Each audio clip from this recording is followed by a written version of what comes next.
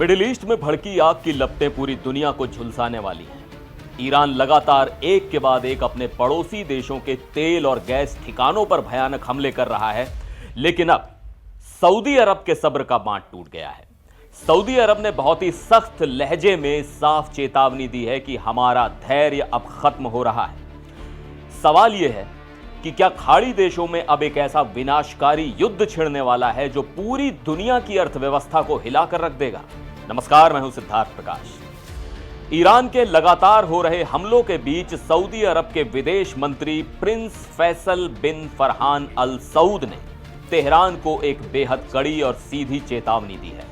उनका कहना है कि सऊदी अरब और दूसरे खाड़ी देशों का धैर्य अब जवाब दे रहा है।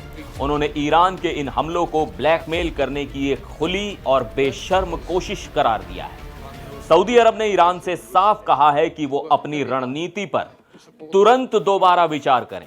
रियाद की तरफ से यह भी याद दिलाया गया है कि सऊदी अरब और उसके पड़ोसी देशों के पास बहुत ही शानदार क्षमताएं और ताकत मौजूद है।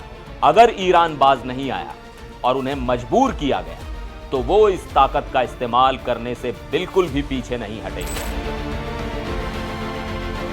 सऊदी अरब का यह कड़ा रुख ऐसे ही अचानक नहीं आया है। गुरुवार को ही सऊदी अरब ने एक बहुत बड़ा दावा किया। रियाद में इस्लामी देशों के विदेश मंत्रियों की एक अहम बैठक होने वाली थी। इस क्षेत्रीय बैठक के शुरू होने से ठीक पहले सऊदी अरब की राजधानी रियाद की तरफ 4 बैलिस्टिक मिसाइलें दागी गईं।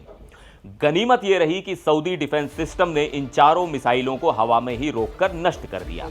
अल जजीरा की एक रिपोर्ट के मुताबिक प्रिंस फैसल ने इस हमले पर तीखी प्रतिक्रिया दी है। उन्होंने कहा कि हमला जानबूझकर इस बैठक के समय किया गया ताकि वहां मौजूद लोगों को डराया जा सके और यह संदेश दिया जा सके कि ईरान अभी रुकने वाला नहीं है।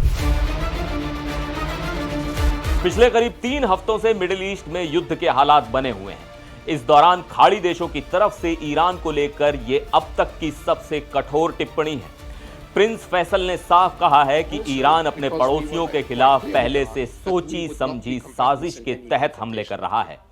यह सब कुछ बहुत ही सटीक तरीके से प्लान किया गया है, लेकिन सऊदी अरब ने स्पष्ट कर दिया है कि खाड़ी देश ईरान की इन हरकतों से डरने वाले नहीं हैं। प्रिंस फैसल ने यह भी कहा कि इस तरह के बर्ताव के बाद ईरान पर जो थोड़ा बहुत भरोसा बचा था वो भी अब पूरी तरह से टूट चुका है। ईरान असल में इजराइल द्वारा अपने मुख्य प्राकृतिक गैस क्षेत्र पर किए गए हमले का बदला ले रहा है, लेकिन इस बदले की आग में वो खाड़ी के अरब पड़ोसियों के एनर्जी इंफ्रास्ट्रक्चर को तबाह कर रहा है। कतर, यूएई और सऊदी अरब के तेल और गैस ठिकानों पर ईरान ने हमले तेज कर दिए हैं। कतर के दुनिया के सबसे बड़े एलएनजी संयंत्र पर ईरानी मिसाइलों ने हमला किया, जिसके बाद वहां भीषण आग लग गई। अबू धाबी को भी अपने हबशान गैस फैसिलिटी और बाब फील्ड का संचालन बंद करना पड़ा है। सऊदी अरब ने भी रातों रात अपने प्राकृतिक गैस ठिकानों को निशाना बनाने वाले ईरानी ड्रोन्स को मार गिराने का दावा किया है। इन हमलों का सीधा असर पूरी दुनिया पर पड़ रहा है और ग्लोबल मार्केट में फ्यूल के दाम आसमान छूने लगे हैं। क्या ईरान इस चेतावनी को समझेगा? सऊदी अरब का कहना है कि उनका सब्र असीमित नहीं है। अब देखना यह है कि क्या ईरान पीछे हटता है या फिर मिडिल ईस्ट एक ऐसे महायुद्ध की तरफ बढ़ जाएगा जिसका खामियाजा पूरी दुनिया को भुगतना पड़ेगा। आप इस पूरे तनाव पर क्या सोचते हैं? कमेंट करके जरूर बताइएगा। फिर मिलेंगे एक और वीडियो में। अब देखते रहिए एनडीटीवी इंडिया।